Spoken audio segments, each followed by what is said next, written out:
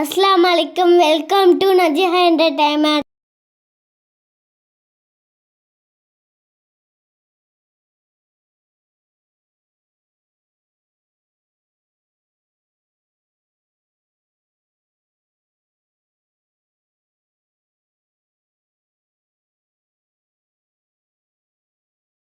நம்முடைய ரப்பு என்ன செய்வான்? மிகப்பெரிய கோபத்துல இருப்பான். அவன்கிட்ட யாருமே பேசுறதுக்கு பயப்படுவாங்க. நபிமார்களே என்ன செய்வாங்க? பேசுறதுக்கு பயப்படுவாங்க. அப்ப ரசூல் அல்லாஹ் பேசுற முதல் வார்த்தை என்னது? யா முஹம்மத் ஜஅராசக, உங்களுடைய தலை என்ன செய்ய? இருஃபா ராசக, உங்களுடைய தலையை உயர்த்து. ரசூலா தான் சஜதால விழுந்து இந்த மக்களுக்காண்டி, சமுதாய மக்களுக்காண்டி என்ன செய்வாங்க? பாவ மன்னிப்பு கேட்கக்கூடியவங்களாக இருப்பாங்க. அப்ப நாளைக்கு மறுமையில இந்த மாதிரி செயல்கள் செய்யறவங்களுக்கு நரகத்துல போட்டு புரட்ட போடணும் நல்லா கிளியரா சொல்லிட்டான். அவங்களே எப்படி புறங்குவாங்கன்னு சொல்லிட்டான். மீறியும் நம்ம அந்த மாதிரி செஞ்சிட்டு இருந்தோம்னா அப்ப என்ன அர்த்தம்? அப்ப அல்லாஹ் என்ன செய்வான்? நாளைக்கு நம்மள நரகத்துக்கு போடுவானா போட மாட்டானா? போடும். சரியா? அப்ப இப்ப பார்க்கும்போது சொன்னோமா இல்லையா? நன்மையை ஏவி தீமையை தடுக்கிறதும் சதக்கா. அப்ப நீங்க என்ன செய்யணும்? மற்றவர்களுக்கு ஏவணும், சொல்லி கொடுக்கணும். ஏன்னா ரசூலுல்லாஹ் நம்மள்ட்ட தான் மார்க்கத்தை விட்டுட்டு போயிருக்காங்க. புரியுதா? எனக்கு பிறகு எந்த நபியும் வரமாட்டாங்க. இந்த தூதுத்துவ பணியை நான் உங்கள்கிட்ட விட்டுட்டு போறேன். நீங்க என்ன செய்யுங்க? வந்தவர்கள் வராதவர்களுக்கு எத்தி வைங்கன்னு சொன்னாங்களா இல்லையா? கடைசி வரைக்கும் இந்த தூதுத்துவ பணியை நம்ம செய்யணும். புரியுதா? அப்ப நம்ம மற்றவங்களுக்கு மார்க்கத்தை எடுத்து சொல்லணும். எடுத்து சொன்னியா எல்லாம் கேட்பான், எல்லாரையும் கேட்பான். ஆண்களுக்கு மட்டும்தான் இந்த கேள்வி கிடையாது. ஆனா ஆண்களுக்கு ரெண்டு கேள்வி, டபுள் மடங்கு கேள்வி இருக்கு. ஆண்களை தான் முதல்ல விசாரிப்பான், அது வேற. ஆனா எல்லாத்தையுமே அல்லாஹ் என்ன செய்வான்? மார்க்கத்தை எடுத்து சொன்னியா சொல்லலையான்னு கேட்பான். புரியுதா? அப்ப என்ன செய்யணும்? நம்ம மட்டும் தகுந்துக்கிட்டா பத்தாது. கப்பல்ல ஓட்ட போடுற கதியாயிடும். சொன்னா இல்லையா? கப்பல்ல அவங்க மேலத்தானே கீழே தானே போட்டுக்கிறாங்க, நம்ம மேலத்தானே இருக்கணும். இருந்தா என்ன ஆகும்? சேர்ந்து மூழ்க வேண்டியதுதான். அந்த மாதிரி கதியாயிடும். அப்ப அவங்களையும் என்ன செய்யணும்? நம்ம நரகத்தை விட்டு தடுக்கக்கூடியவங்களாக இருக்கணும். புரியுதா? சரி. அப்ப அடுத்தது இது இன்னுமே விதத்தான இந்த மாசத்துல செய்யறது. ஷாபான் மாசத்துல இந்த என்னது? இந்த ரெண்டு விதத்தான். ஒன்னு ஷபே பராத்து, இன்னொன்னு என்னது? தர்ஹா, மந்திரி, கூடு, கொடியேத்தம், ஹத்தம், பாத்தியா. புரியுதா? இந்த மாசத்துக்கு அவ்வளவு ஒரு சிறப்பு இருக்குங்கிறாங்க. இந்த மாசத்துக்கு அவ்வளவு ஆலயம் ஓதப்படுதோ அந்த வீட்டில் ஷைத்தான் வர மாட்டான் ரசூலுல்லாஹ் சொல்றாங்க. அந்த எவர் சூரத்துல் பக்ராவையும் ஆல இம்ரானையும் தொடர்ச்சியாக ஓதிக்கொண்டே இருக்கிறாரோ அவருக்கு அந்த சூறாவானது மறுமை நாளில் நிழலே இல்லாத மறுமை நாளில் என்ன செய்யும்? நிழலாக வந்து நிற்கும் அப்படின்னா ஹதீஸ் இருக்கு. அதை நீங்க ஓதுனாலும் நன்மை. ஒரு எழுத்துக்கு 10 நன்மை பெற்றுக்கலாம். இந்த மாதிரி மறுமையிலையும் நன்மை கிடைக்கும். அவர்கள் சொல்வார்களா, என்னுடைய கை சேதமே அதான் அல்லாஹ் அதான ரசூலா, நாங்கள் அல்லாஹ்வுக்கு கட்டுப்பட்டு இருக்க கூடாதா? அப்போ பழங்குவான் நரகத்துல கடந்து. அல்லாஹ்வுக்கு கட்டுப்பட்டு இருக்க கூடாதா? அதான ரசூலா, அல்லாஹ்வுடைய தூதருக்கு கட்டுப்பட்டு இருக்க கூடாதா? யார் யாரோ சொன்னதையெல்லாம் மார்க்கம் என்று நம்பி செயல்பட்டோமே, கடைசியில அது கொண்டு வந்து எங்களை எங்க தள்ளிடுச்சு? நரகத்துல தள்ளிடுச்சு. எங்களை யாரெல்லாம் அப்படி வழிகெடுத்தாங்களோ அவங்களுக்குலாம் 2 மடங்கு வேதனையை கூடியா அப்படின்னு சொல்றாங்களா இல்லையா? ஈயாக்கும், அதனால ரசூலுல்லாஹ் சொன்னாங்க, ஈயாக்கும் முஹதஸாத்துல் உமூர், அதாவது புதிதாக ஏற்படுத்தக்கூடிய காரியங்களை விட்டும் நான் உங்களை எச்சரிக்கிறேன். யார் சொல்றா? ரசூலுல்லாஹ் சொல்றாங்க.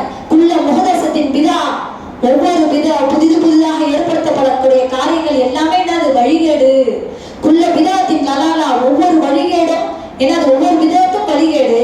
குல்ல லலாலத்தின் பின்னால், ஒவ்வொரு வழிகேடும் பின்னால் உங்களை நரகத்தில் கொண்டு போய் சேர்த்துரும் அப்படின்ட்டு தெளிவா ரசூலுல்லாஹ் டிக்ளேர் பண்ணிட்டாங்க. ஒவ்வொரு பயானை ரசூலுல்லாஹ் துவங்குறதுக்கு முன்னாடியும் இந்த இதை சொல்லாம துவங்கவே மாட்டாங்க. புரியுதா? அப்பேற்பட்ட விஷயத்துல நம்ம என்ன செய்யறோம்? ஈஸியா இளைஞர்கள் பண்றோம். அவங்க கேட்கறது, இவங்க சொல்றது எல்லாத்தையுமே என்ன செய்யறோம்? மார்க்கம் என்ற பெயரால் நம்பிக்கிட்டு இருக்கோம். புரியுதா? சரி. அப்ப மௌலது, ஹத்தம், பாத்தியா இது கூடாது. அடுத்தது இன்னொன்று ஒண்ணு, ரொம்ப குர்ஆனை விடவும் மேலாக நினைச்சு ஒண்ணு படிப்பாங்க. அதுக்கு இது அது என்னது? குர்ஆன் ஓதலண்டாலும் பரவாயில்ல, நீங்க புர்தா ஓதிட்டு இருப்பாங்க. புர்தா ஓதலண்டா அவ்வளவு பெரிய ஒரு இது. புர்தாண்டா அப்படி ஒரு இது. அந்த புர்தால என்ன இருக்குன்னு உங்களுக்கு தெரியுமா? முதல்ல புர்தாங்கிறது மிக மிக டேஞ்சரான விஷயம் ஓடுறதெல்லாம் விட. 15 20 கண்டுபிடிப்பா. உலகம் ஆரம்பிச்ச காலத்துல இருந்து பிறப்புன்னு ஒண்ணு இருந்தா இறப்புன்னு ஒண்ணு இருக்கா இல்லையா? இருக்குதானே? அப்ப ரசூலுல்லாஹ்வுடைய காலத்திலயும் இறப்பு இருந்திருக்கு தானே? எல்லாரும் ரசூலுல்லாஹ்வுடைய குடும்பத்தினர்கள், சஹாபாக்கள் எல்லாம் மூத்தா போனாங்க தானே? அவங்க மட்டுமா? ஏன் ரசூலுல்லாஹ்வுடைய மகள்களே ரசூலுல்லாஹ் உயிரோட இருக்கும்போது மூத்தா போனாங்களா இல்லையா? ஃபாத்திமாவை தவிர. ஃபாத்திமா ரலியல்லாஹு அன்ஹா மட்டும்தான் 6 மாசத்துக்கு பிறகு மூத்தா போனாங்க. மற்றபடி ரசூலுல்லாஹ்வுடைய மூத்த மகள் ஜெய்னப் ரலியல்லாஹு அன்ஹா ரசூலுல்லாஹ் உயிரோடு இருக்கும்போது மூத்தா போனாங்க. அடுத்தது ருக்கையா ரலியல்லாஹு அன்ஹா அவங்களும் ரசூலுல்லாஹ் உயிரோடு இருக்கும்போது தான் மூத்தா போனாங்க. அதுக்கப்புறம் என்னது உம்மு குல்சும் ரலியல்லாஹு அன்ஹா அவங்களும் எப்போ மூத்தா போனாங்க? ரசூலுல்லாஹ் உயிரோடு இருக்கும்போது தான் மூத்தா போனாங்க. அந்த தன்னுடைய 3 மகள்களையும் இன்னொரு 3 மகன்களையும் ரசூலுல்லாஹ் தன்னுடைய கையாலே அடக்கம் செஞ்சிருக்காங்க. கபூர்ல இறங்கி தன்னுடைய கையாலே அடக்கம் செஞ்சிருக்காங்க. அப்போ மூத்து நடஞ்சே இல்லையா இருந்துச்சா இல்லையா? ரசூலுல்லாஹ் அப்படி அது ஓதுறது ரைட்டா இருந்தா, அது ஓதுறது நல்லதா இருந்தா, குர்ஆனை பார்சல் பண்ணி அனுப்புறதா இருந்தா யாருக்கு ஓதி இருக்கணும்? தன்னுடைய மகளுக்கு ஓதி இருக்கணுமா இல்லையா? ரசூலுல்லாஹ் எந்த மகளுக்காவது அத்தம் பாத்தியா ஓதுனாங்கன்னு எதுலையாவது வருதா? எந்த ரெக்கார்டாவது இருக்கா? ரசூலுல்லாஹ் ஜெய்னபுக்கு 9ஆம் பாத்தியா 10ஆம் பாத்தியா ஓதுனாங்க, ரொக்கையாக்கு 40ஆம் பாத்தியா ஓதுனாங்க, வருதா? ரெக்கார்டே இல்ல. ஏன் ஓதல? ரசூலுல்லாஹ் ஓதி இருந்தா ரெக்கார்டு வந்துடும். ரசூலுல்லாஹ்வுடைய நரைமுடி எத்தனை இருக்குன்னு கூட ரெக்கார்டு இருக்கு. சஹாபாக்கள் ரசூலுல்லாஹ்வுடைய ஒவ்வொரு அசைவையும் பதிவு செஞ்சு வச்சிருக்காங்க. ஏன்னா அல்லாஹ்வுடைய தூதர். தாடி எத்தனை முடி நரைமுடி இருக்கு ரெக்கார்டு இருக்கு. ரசூலுல்லாஹ்வுடைய ஓதும் போது தாடி எப்படி அசைவும் அது ரெக்கார்டு இருக்கு. இதையெல்லாம் ரெக்கார்ட் பண்ணவங்களுக்கு இதை ரெக்கார்ட் பண்ணிருக்க மாட்டாங்களா? ஏன் ரசூலுல்லாஹ் செய்யல? பெருசா செஞ்சிருந்தா தான் என்ன செய்யும்? தெரிஞ்சிருக்கும். மக்களுக்கு தெரியல, ரசூலுல்லாஹ் அதை செய்யல. அப்ப அல்லாஹ்வையும் ரசூலையும் அறிவினர்களாக ஆக்குறது தான் இந்த விஷயம். அல்லாஹ்வுக்கும் ரசூலுக்கும் தெரியாத ஒரு விஷயம் எங்களுக்கு தெரிஞ்சு போச்சு, அப்படிதானே அர்த்தம் இருக்கு. இதுக்கு எப்படி அர்த்தம்? அல்லாஹ்வுக்கும் ரசூலுக்கும் தெரியாது, அத்தம் பாத்தியா ஒரே குர்ஆனை பார்சல் பண்ணி அனுப்புனா அவர் இறந்தவங்களுக்கு நன்மை கிடைக்குங்கிறது அல்லாஹ் ரசூலுக்கு தெரியாது, எங்களுக்கு தெரிஞ்சு போச்சு. அல்லாஹ்வுக்கும் ரசூலுக்கும் தெரியாத ஒரு விஷயத்த நாங்க கண்டுபிடிச்சிட்டோம் அப்படிங்கிற திமிருத்தனம் தானே இது. இந்த திமிருத்தனத்துக்கு தான் அல்லாஹ் தஆலா எங்க கொண்டு போய் போறான்? நரகத்துல கொண்டு போய் போறோம். யாழைத்தனா அதான் அல்லாஹ் வத்தான ரசூலா. அப்ப கடந்து போடுவாங்க, நாங்க அல்லாஹ்வுக்கு கட்டுப்பட்டு இருக்க கூடாதா, அல்லாஹ்வுடைய ரசூலுக்கு கட்டுப்பட்டு இருக்க கூடாதா, யார் யாரோ மார்க்கம்னு சொன்னாங்கன்னு கட்டுப்பட்டுமே அப்ப புலம்புறாங்களே. அவங்கள நெருப்புல போட்ட பிறகு என்ன தெரியுது? இதனாலதான் நம்ம நரகத்துக்கு வந்திருக்கோம் தெரியுது. புரியுதா? செய்ய வேண்டிய காரியம் இருக்குமா கேட்டா 5 விஷயம் இருக்கு இறந்தவருக்காக செய்ய வேண்டிய காரியம். ஒண்ணு என்னது? இறந்தவர் கடனை விட்டுட்டு போனா முக்கியமா நிறைவேற்றணும். பிள்ளைங்க நிறைவேற்றணும். இறந்தவருக்கு கடன் இருந்தா என்ன செய்யணும்? பிள்ளைகள் நிறைவேற்றணும். இல்லையா கொடுக்கணும் இல்லையா? அல்லாஹ்வுக்காக மனம் பொறுத்துங்க, மன்னிச்சிடுங்க அப்படின்னு சொல்லி பிள்ளைங்க கேட்டுருந்தோம். புரியுதா? இல்ல அதை யார் கொடுக்கணும்? பிள்ளைங்க கொடுக்கணும். இல்ல மறுமையில அவங்களுடைய நன்மை பறி போயிடும். இவங்களுடைய நன்மையை எடுத்து அல்லாஹ் என்ன செஞ்சிருவான்? அவங்களுக்கு கொடுத்துருவான். ஏன் நாளைக்கு அவன் நிற்பான், யாரெல்லாம் என்கிட்ட கடன் வாங்கினா கொடுக்கல அப்படின்னு சொல்லும் போது இவருடைய நன்மையை எடுத்து அல்லாஹ் என்ன செஞ்சுவான்? அவருக்கு கொடுத்துருவான். அங்க நன்மை தீமைகள் தான் பேசும். காசு பணம்லாம் அங்க என்ன செய்யாது. திரகத்துக்கோ தீனாருக்கோ மதிப்பில்லாத ஒரு நாள் வரும். அந்த நாள் என்னது? மறுமை நாள். அந்த நாள்ல உங்களுக்கு இங்க காசை கொடுத்து எல்லாத்தையும் விலைக்கு வாங்கலாம். அங்க என்ன செய்ய முடியாது? காசை கொடுத்துலாம் விலைக்கு வாங்க முடியாது. எல்லாருடைய நன்மை தீமைகள் தான் என்ன செய்யப்படும்? பரிமாற்றப்படும். சரியா? அப்ப கடன்களை விட்டுட்டு போனா என்ன செய்யணும்? வாரிசுகள் நிறைவேற்றணும். அது இருக்கு. அடுத்தது இறந்தவருக்கு ஹஜ்ஜி கடமையா இருந்துச்சுன்னு வச்சுங்க.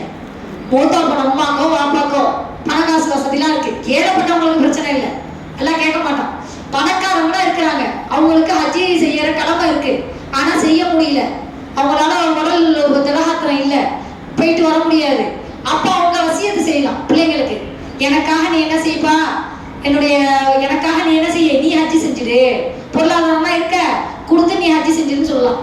இல்ல ஹஜ்ஜி செய்யணுங்கிற எண்ணம் இருந்து அவங்க மூத்தா போயிட்டாங்க, வசதி இருந்துச்சு அப்படின்னு சொன்னா அவங்களுடைய பிள்ளைகள் என்ன செய்யணும்? அந்த இறந்தவர்களுக்காக என்ன செய்யணும்? ஹஜ்ஜி செய்யக்கூடியவங்களா இருக்கணும். இதை செய்யலாம். இறந்தவருக்காக செய்யறதுன்னா ஒண்ணு கடன் இருந்தா அடைக்கணும் பிள்ளைங்க. 2வது அவங்களுக்கு ஹஜ்ஜி கடமையா இருந்தா அந்த ஹஜ்ஜை யார் நிறைவேற்றணும்? பிள்ளைங்க நிறைவேற்றணும்.